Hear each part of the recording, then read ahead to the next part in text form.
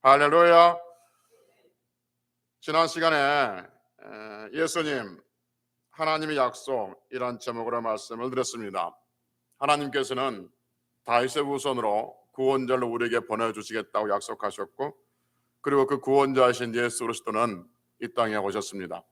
그럼 하나님께서 왜 구원자이신 예수 그리스도를 이 땅에 보내주시기로 약속하셨고 예수님이 이 땅에 오셨냐면 세 가지를 말씀드렸습니다. 첫째는 뭐였냐면 우리의 눈을 뜨게 해서 어둠에서 빛으로 우리를 인도하시기 함이고, 사탄의 나라에서 하나님의 나라로 우리를 인도하시기 함이고, 또 우리가 예수를 믿어서 죄 용서를 받고 거룩한 백성이 되어서 하나님 나라를 기업으로 얻게 하시기 위해서 예수님을 우리에게 보내셨다라고 말씀드렸습니다. 그리고 우리는 그 예수를 믿어서 우리의 눈이 떠져서 이제는 어둠 속에 사는 것이 아니라 천국을 비추는 그 빛 가운데 살고 있고, 사탄의 나라에서 살다가 지옥으로 떨어지는 백성이 아니라 하나님 나라에 살다가 하나님 나라로 가는 백성이 되고, 그리고 우리가 죄 사함 얻고 거룩한 백성이 되어서 하나님의 나라를 기업으로 얻는 백성이 되었다라고 지난 시간에 말씀을 드렸습니다. 오늘은 자기 백성을 돌보신 하나님이란 제목으로 말씀을 드립니다. 오늘 우리가 아는 그러한 본문은 잘 아는 본문인데요, 예수님께서 나인이라는 성에 살고 있는 과부의 아들을 살려주신 말씀입니다. 그러니까 성 이름이 나인이라는 성이에요. 오늘 본문에는 어디에 초점을 맞추냐에 따라서 그 말씀의 결과가 달라질 수밖에 없을 겁니다. 예수님의 초점을 맞추냐, 아니면 과부에게 초점을 맞추냐, 아니면 죽었다 살아난 사람의 초점을 맞추냐, 아니면 주변의 사람들에게 초점을 맞추냐, 어디에다 초점을 맞추냐에 따라서 말씀이 달라질 수밖에 없는 말씀이지 않겠습니까? 아주 유명한 말씀이지만, 여러분은 잘 아는 말씀이지만 그래도 다시 한번 말씀을 한번 들어보기로 하겠습니다. 예수님께서 나인이라는 성으로 들어가십니다. 예수님께서 가시니까 거기에 제자들도 따라갔을 것이고, 제자들만 따라가는 것이 아니라 많은 무리가 동행했다라고 누가복음 7장 11절에서 우리에게 말씀하고 있습니다. 예수님께서 나인이라는 동네로 들어가시는데, 나인이란 말이 무슨 말이냐면 목장, 푸른 풀밭, 가정이라는 의미를 가지고 있는 히브리에서 나오는 말입니다. 여러분, 그 푸른 풀밭, 목장, 가정 이런 말을 들을 때 여러분 그 어떤 느낌이 듭니까? 평화로운 느낌이 듭니까? 아니면 뭐 공고한 느낌이 듭니까? 평화로운 느낌이 드는 것이죠. 아주 평화로움이 상상되는 그러한 지역 같습니다. 그런데 그 나인한 동네로 예수님과 제자들 그리고 많은 무리들이 나인성으로 들어가는데, 그 성문 가까이 갔을 때 한 무리들이 성 밖으로 나옵니다. 그런데 그 무리들이 어떤 무리냐면 죽은 자를 장사하기 위해서 나온 무리들인 거죠. 그래서 한 그 죽은 자의 관을 메고 많은 사람들이 성 밖으로 지금 나오고 있습니다. 그런데 그 관 속에 죽어 있는 자가 누구냐면 한 어머니의 독자였다, 외아들이었다라고 말하고 있고, 그리고 그 어머니는 과부였다라고 성경은 우리에게 들려주고 있습니다. 그러니까 나일이란 성에서 살고 있는 한 과부의 독자가 죽었죠. 그리고 그 죽은 자의 관을 메고 지금 성 밖으로 나옵니다. 그러니까 우리의 상상을 완전히 깨버린 거죠. 나일이라는 성이 어떤 이름을 가졌다고요? 푸른 풀밭, 목장, 가정, 그렇게 평화로운 이미지, 그 그림을 가지고 있는 그 성 안에서 죽음이 지금 나오고 있다 하는 것이죠. 그런데 그 죽은 아들이 과부의 아들이었다라고 말한 거죠. 하나밖에 없는 과부의 아들인 거죠. 그래서 이 죽은 아들을 앞에 놓고 있는 과부의 삶은 이제 완전히 무너질 수밖에 없을 겁니다. 이제 이 과부의 남은 날들은 의미가 없어지는 것이죠. 그래서 무엇을 먹어도 이제 앞으로 맛있다는 것을 못 느낄 것이고, 무엇을 봐도 좋다 하는 느낌을 모르고 그냥 꾸역꾸역 하나밖에 없는 아들이 죽었으니까, 자기 생명보다 더 귀한 아들이 죽었으니까 꾸역꾸역 살아갈 수밖에 없는 그 여자이죠. 그러니까 자기 생명보다 더 귀한 아들이지만 그 아들이 죽었습니다. 그래서 같이 있을 수 없죠. 그래서 아무리 내가 사랑하는 아들이고 아끼는 아들이고 생명보다 귀한 아들이지만 산에 갖다 묻을 수밖에 없고요. 그래서 그 죽은 아들을 묻으려고 성 밖으로 지금 메고 나가고 있는 겁니다. 그런데 여러분, 성 밖으로 죽음이 나가고 있는데 성 안으로 누가 들어오시냐면 예수님께서 성 안으로 들어오고 계십니다. 여러분 이 만남 제가 한번 말씀드린 기억이 나는데, 여러분 이 만남이 굉장히 신비적인 만남이고 충격적인 만남입니다. 왜냐하면 성 안에서 성 밖으로 나가는 것은 죽음이고, 그 성 밖에서 성 안으로 들어오는 것은 생명인 거죠. 예수님이 생명이시니까. 그렇죠? 그러니까 성 밖에서 지금 어떻게 냐면 죽음과 생명이 만나는 놀라운 일이 지금 벌어지고 있습니다. 그래서 겉으로 볼 때는 겉으로 그냥 액면 그대로 보면 죽은 사람의 관이 밖으로 나가는 가운데 우연히 예수님께서 그 장례를 치는 그 사람과 만나는 뭐 그런 단순한 모이지만, 영적으로 들여다보면 이게 어떤 모습이냐면 죽음과 생명이 지금 나인 성에서 지금 만나고 있는 그 그림을 우리에게 보여주고 있죠. 이 만남은 정말 놀라운 만남이고 놀라운 일입니다. 성 안으로 들어가신 예수님께서 관을 세우고 관을 앞세우고 울고 나오는 그 과부를 보시고 불쌍히 여기셨습니다. 그리고 그 과부에게 말씀하시기를 울지 말라고 하십니다. 그리고 관에 가까이 가서 예수님께서 손을 대십니다. 그러니까 사람들이 주춤했지 않겠습니까? 그리고 주춤한 그 상태에서 예수님께서 관에 손을 대고 이렇게 말씀하십니다. 청년아, 내가 내게 말하노니 일어나라. 그렇게 말씀하십니다. 그랬더니 죽었던 자가 일어나서 말도 합니다. 그리고 예수님께서 그 청년을 그 과부에 울고 있는 그 과부에게 돌려줍니다. 할렐루야.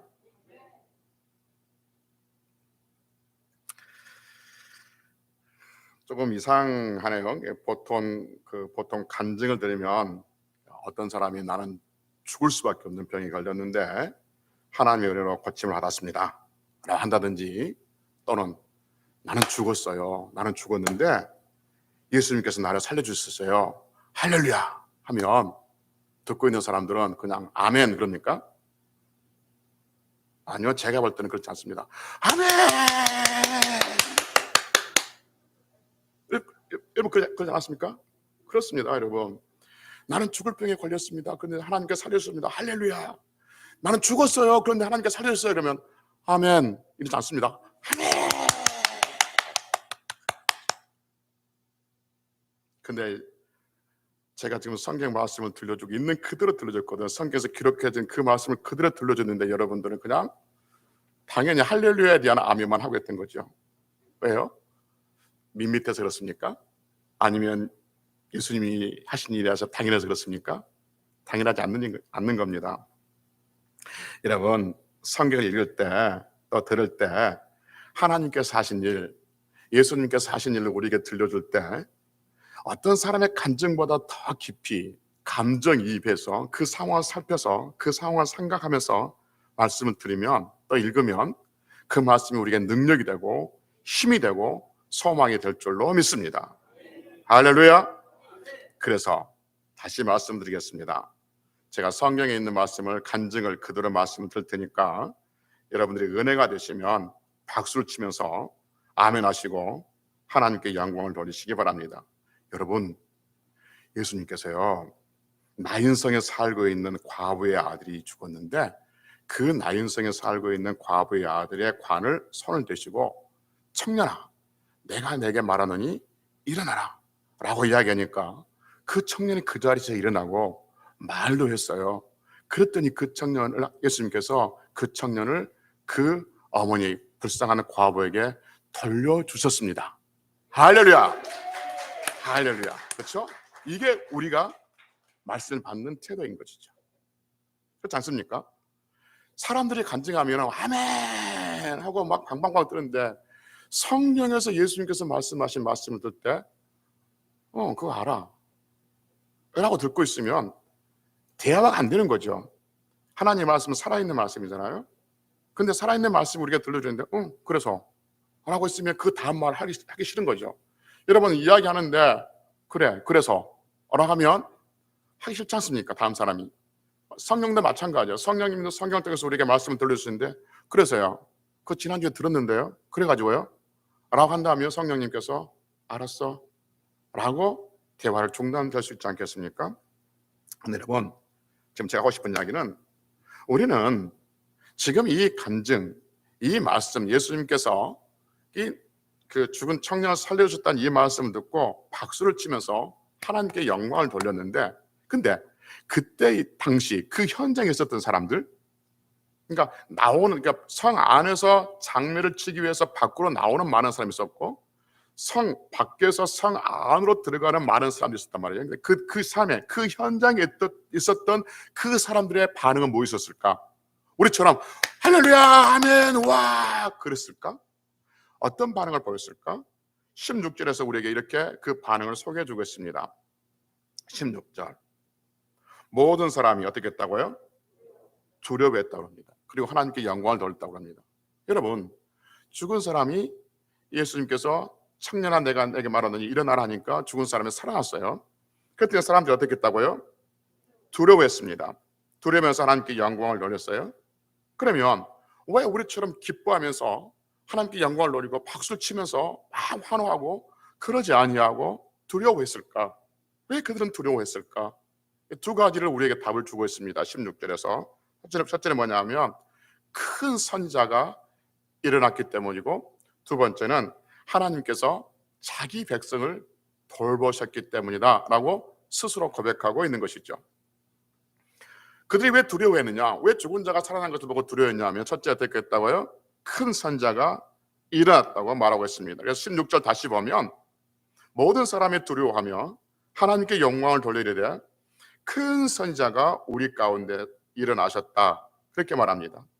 여러분, 예수님께서 죽은 자를, 이 청년을 살리시니까 사람들이 기뻐하면서 환호하면서 박수를 치는 것이 아니라 두려워하면서 하는 말이 뭐냐 하면 큰 선지자가 우리에게 일어나셨다, 지금 그렇게 말하고 있습니다. 큰 선지자, 그럼 큰 선지자가 누구일까? 큰 선지자가 누구이면 16절에서 보면 큰 선지자라는 말씀에 관주가 붙어 있습니다. 그래서 그 관주를 붙어 있을 텐데, 그 관주를 따라가면 신명기 18장 15절을 가리키고 있습니다. 큰 선지자가 무엇이다라고 성경 스스로 가르치고 있어요. 그러니까 우리가 해석할 필요가 없어요. 성경이 큰 선지자가 무엇을 의미한다라고 성경 스스로 가르치고 있는 거죠, 관주에서. 그래서 신명기 18장 15절 성경이 가르치고 있는데, 그렇다면 신명기 18장 15절 봅시다. 신명기 18장 15절 289페이지 구약성경 신명기 18장 15절 289페이지 신명기 18장 15절. 신명기는 우리가 아는 것처럼 모세가 죽음을 앞두고 이스라엘 백성들에게 마지막 고별 설교하는 내용이 신명기잖아요.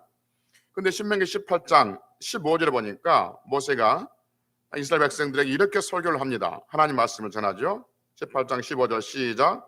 내 하나님 여호와께서 너희 가운데 내 형제 중에서 너를 위하여 나와 같은 선지자 하나를 일으키시니 너희는 그의 말을 들을지어다 라고 합니다.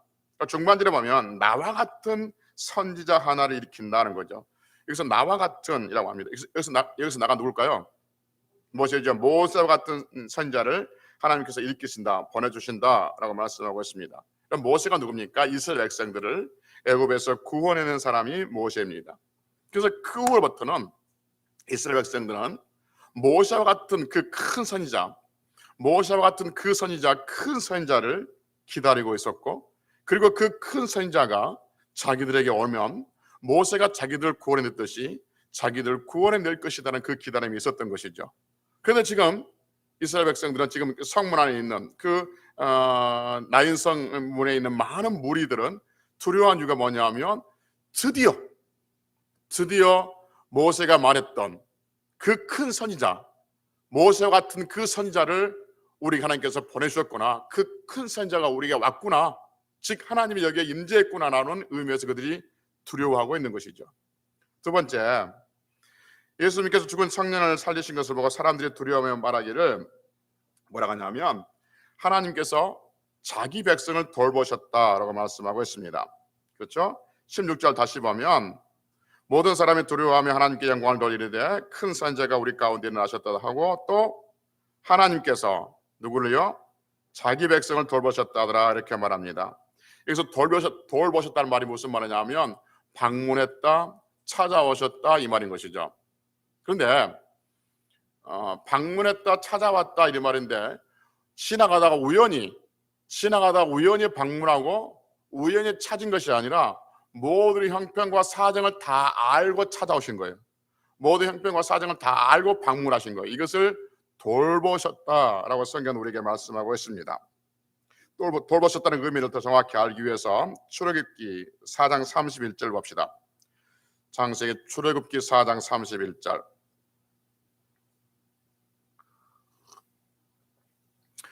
출애굽기 4장 31절. 여러분, 다시 말씀드리지만 출애굽기 4장 31절이에요. 말씀을 듣는 시간에 설교 시간에 성경을 찾는 것을 귀찮게 여기지 마십시오. 어떤 교회에서는 스크린에 띄워서 같이 읽어보기도 합니다. 저도 그럴 수 있고 또 그렇게도 했습니다. 근데 여러분, 예배는 구경이 아니죠. 옛날에는 예배 보러 간다 그렇게 말했지 않습니까? 그러니까 본다는 것이 다른 의미가 있을 수 있지만 말 그대로 보면 예배는 구경이 아니에요. 그러니까 목사가 얼마나 설교를 잘하는지, 또 목사가 얼마나 말을 잘하는지 그걸 구경하는 게 아니에요. 그러니까 무당이 구다는 것을 보고 듣는 것처럼 목사가 강단에서 설교하는 것을 보고 듣는 것이 예배가 아니라 그 말인 것이죠. 예배는 하나님을 만나는 시간인 줄로 믿습니다. 그래서 말씀으로 하나님을 만나는 거예요. 이 시간 하나님께서 우리에게 말씀하시는 시간이에요. 그래서 하나님 말씀인 성경을 자주 우리는 찾아봐야 되고 확인해야 됩니다. 그래서 성경을 찾는 것을 결코 귀찮게 여기지 마시라는 거예요. 저도 지금 출애굽기 4장 31절의 말씀을 제 설교 원고에 적어왔습니다. 그래서 여러분들이 그냥 편하게 들려줄 수 있습니다. 어떤 것은 아무 생각하면 아무 생각이 들 수 있고, 들려줄 수 있음에도 불구하고 굳이 찾아보러 가는 것은 하나님 말씀에 친밀감을 갖기 위해서 그렇습니다. 어떤 사람은 빨리 찾을 수도 있고 어떤 사람은 늦게 찾을 수도 있지 않겠습니까? 찾다가 못 찾을 수도 있습니다.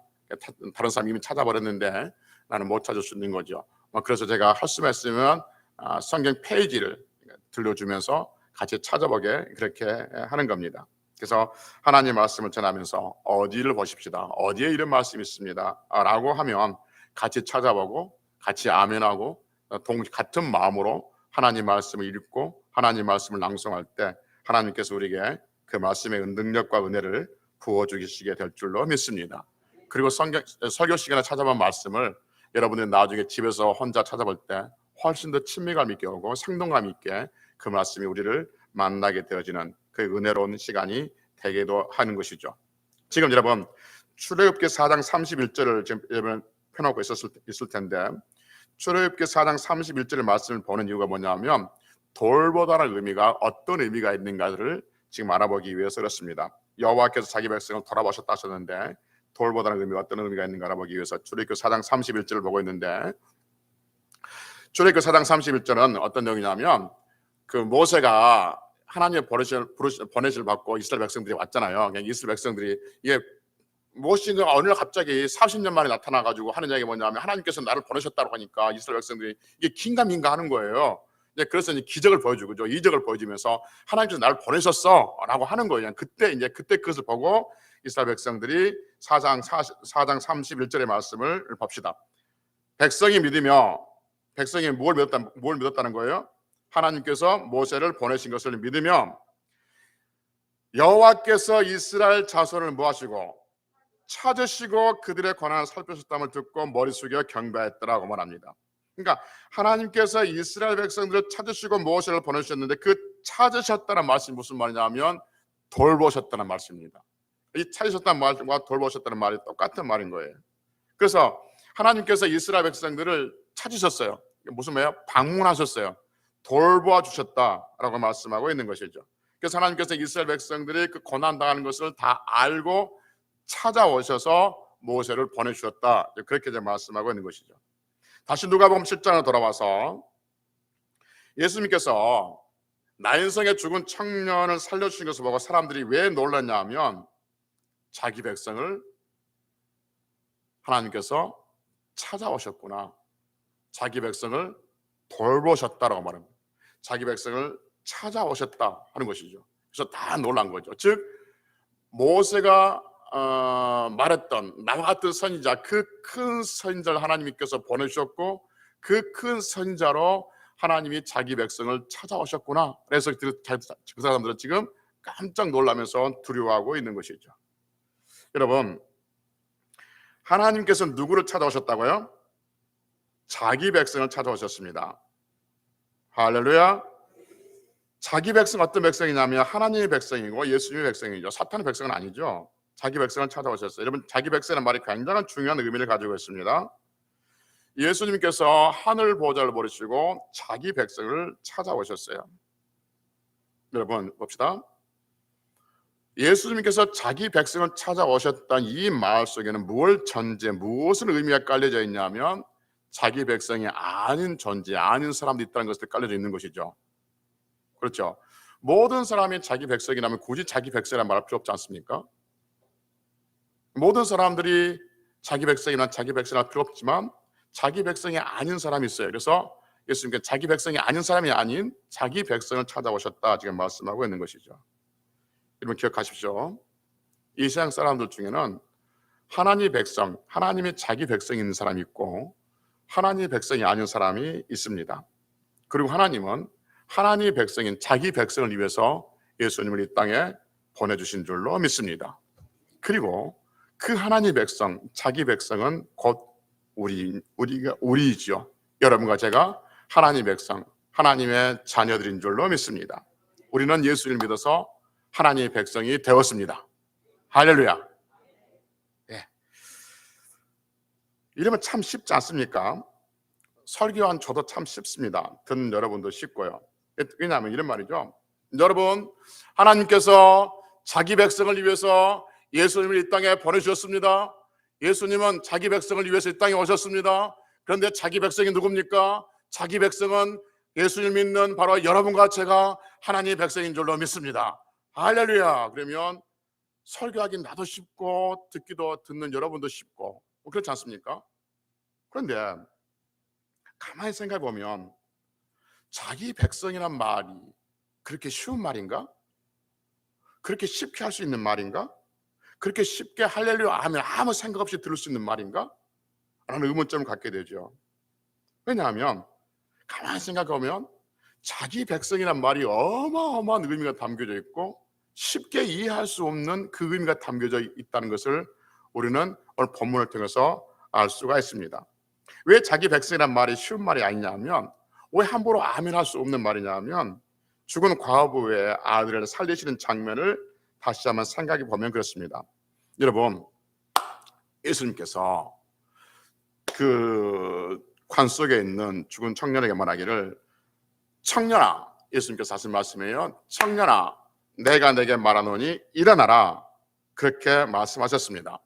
그때 청년이 어떻게 했죠? 청년이 일어나서 살아나서 말도 하고 앉았습니다. 여러분, 이 부분 한번 생각해 봅시다. 지금은 그 청년이 어떤 상태예요? 죽었어요. 심하게 지금 아파 있는 상태도 아니고 의식이 없는 상태 그 정도도 아니고 곧 죽어가는 상태가 아니고 완전히 죽은 상태예요. 죽었으니까 그 아들을 갖다 버리는 거 갖다 묻는 거지. 엄마가 조금이라도 가능성이 있으면 그 엄마가 그 독자 아들 살 갖다 묻겠습니까? 완전히 죽었어요. 죽은 사람은 산 사람의 말을 들을 수가 없어요. 죽은 사람은 어떤 경우에도 살아있는 사람의 말을 들을 수가 없습니다. 남편이 죽었어.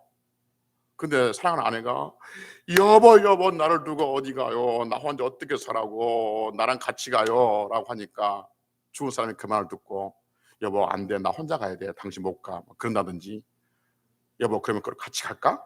준비해, 그런다든지 그럴 수 있습니까?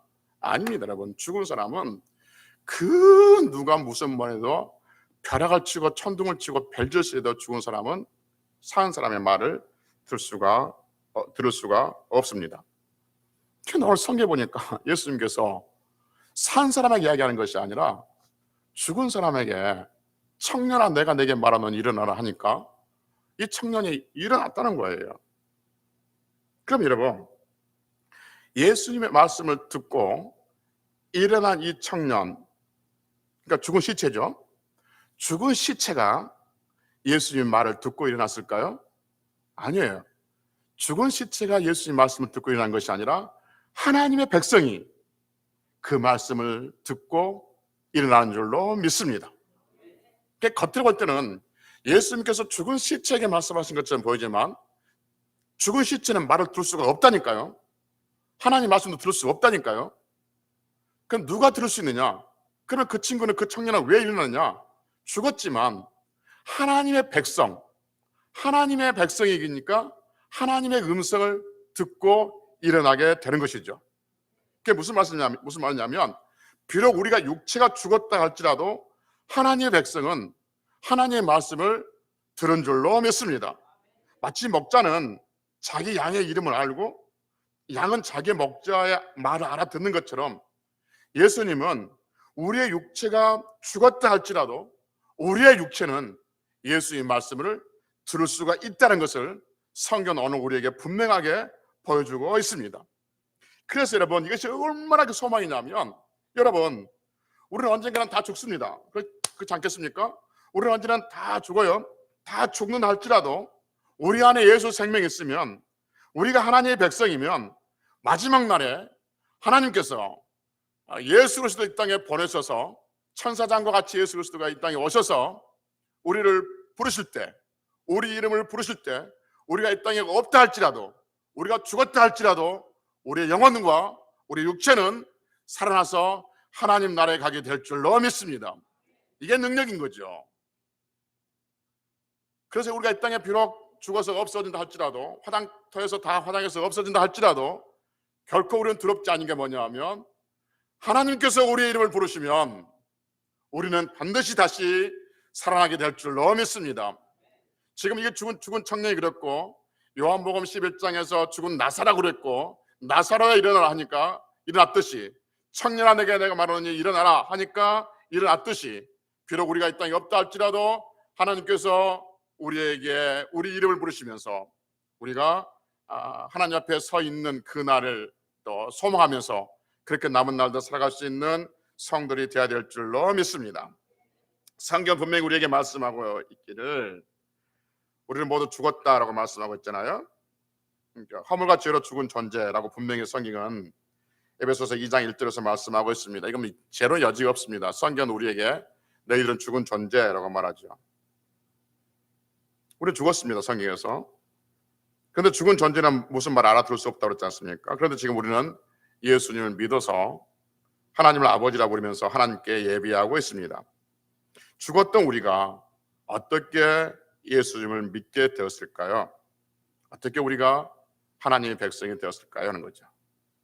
늘 말씀드렸지만 창세전에 택해 놓으신 하나님의 백성이었기에 비록 우리가 죽어 있었지만, 죽은 존재였지만 목자이신 하나님께서 예수 그리스도를 통해서 또는 전도자들을 통해서 또는 삶을 통해서 우리를 부르시는 그 음성을 우리의 영혼이 들으셨고, 그 들음으로 말미암아 우리에게 믿음이 생겼고, 그 믿음으로 우리를 구원으로 이끌어내신 줄로 믿습니다.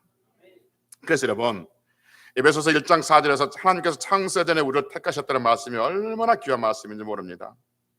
만약에 하나님께서 창세전에 우리를 택하 놓지 않으셨다면, 즉 우리가 하나님의 백성이 되지 아니했다면 우리는 우리의 목자이신 예수 그리스도의 음성을 들을 수가 없습니다. 왜냐하면 우리는 죽어 있기 때문에 그렇습니다. 그러나 우리가 죽었던 존재있다 할지라도 하나님께서 창세전에 우리를 택하셨고 하나님의 백성으로 삼으셨기 때문에 그 죽은 자에게 하나님께서 말씀하실 때 비록 이 청년이 죽었지만 살아난 것처럼, 하나님의 백성이었기 때문에 살아난 것처럼, 자기 백성을 찾으러 오신 그 예수님을 만난 것처럼 우리가 우리 하나님을 만나고 예수 그리스도를 믿어서 구원자가 되는 줄로 믿습니다. 하나님께서 창세전에 우리를 택하지 않으셨다면 우리는 하나님의 백성이 아니기에 하나님께서 우리를 찾아오지 않으셨죠. 그럼 우리는 예수님의 생명을 만날 수가 없습니다. 왜냐하면 죽음은 생명을 만날 수가 없기 때문에 그러는 것이죠. 이 예수님은 우리를 찾아오셨어요. 왜 우리를 찾아오셨느냐? 자기 백성이니까. 창세전에 택해 놓은 자기 백성이니까 우리를 찾아오셨어요. 그리고 우리를 부르셨어요. 그래서 우리가 그 부르심에 응답해서 지금 우리 영혼이 살아나서 우리 하나님을 믿고 신앙생활을 하고 있는 줄로 믿습니다. 그리고 이 땅에서 사는 것이 끝나는 것이 아니라 천국에서 영원히 살 것을 우리는 소망하고 살아가고 있는 것이죠. 여러분, 누가복음 7장 16절에서 예수님께서 자기 백성을 돌보셨다는 말이 자기 모든 사정을 알고 찾아오셨다, 방문했다라는 뜻입니다. 예수님께서 지금 나인성으로 들어오신 것은 나인성의 자기 백성이 있다는 것을 알고 그 모든 사정을 알고 죽은 자에게 찾아오셔서 생명을 주신 것을 보게 되어지는 것이죠. 지금 나인성에서 죽어있던 그 청년을 살려주시고 있는 그 예수님의 말씀, 그 말씀을 우리에게 들려주신 것은 단순히 예수님의 능력이 있고 그런 어떤 가시적인 어떤 기적적인 그런 것을 보여주는 것이 아니라 하나님은 자기 백성에게 생명을 주신다는 것을 가르쳐 주시기 위함인 줄로 믿습니다. 자기 백성이 아닌 사람에게 생명을 주는 것이 아니라 자기 백성에게 생명을 주십니다. 그럼 자기 백성에게 어떻게 죽었는데 생명을 주셨는가? 자기 백성은 창세전에 선택한 백성이 자기 백성인 거죠. 그 선택한 백성이 죽어 있어요 지금. 그래서 그 백성의 이름을 부르면서 찾아오셔서 생명을 주신 것이죠. 여러분, 여러분과 저를 예수 그리스도께서 성경을 말씀하시기를 창세전에 택하셨다고 말씀하셨고 택해 놓은 존재가 죽어 있다고 말씀하고 있습니다. 그렇기 때문에 택해 놓여 있는 하나님의 백성이 죽어 있기 때문에 하나님을 찾을 수가 없어요. 생명을 찾을 수가 없기 때문에 생명이신 그 예수 그리스도께서 이 땅에 오셔서 여러분과 저를 만나셔서 우리에게 생명을 주신 줄로 믿습니다. 그리고 우리는 이제 하나님을 아버지라 부르며 살아갈 수가 있는 것이죠. 여러분, 세상의 모든 사람이 하나님을 아버지라 부를 수 있는 건 아닙니다. 하나님을 아버지라 부를 수 있는 것은 하나님께서 자기 백성에게 생명을 주신 자만이 하나님을 아버지라 부를 수 있는 거예요.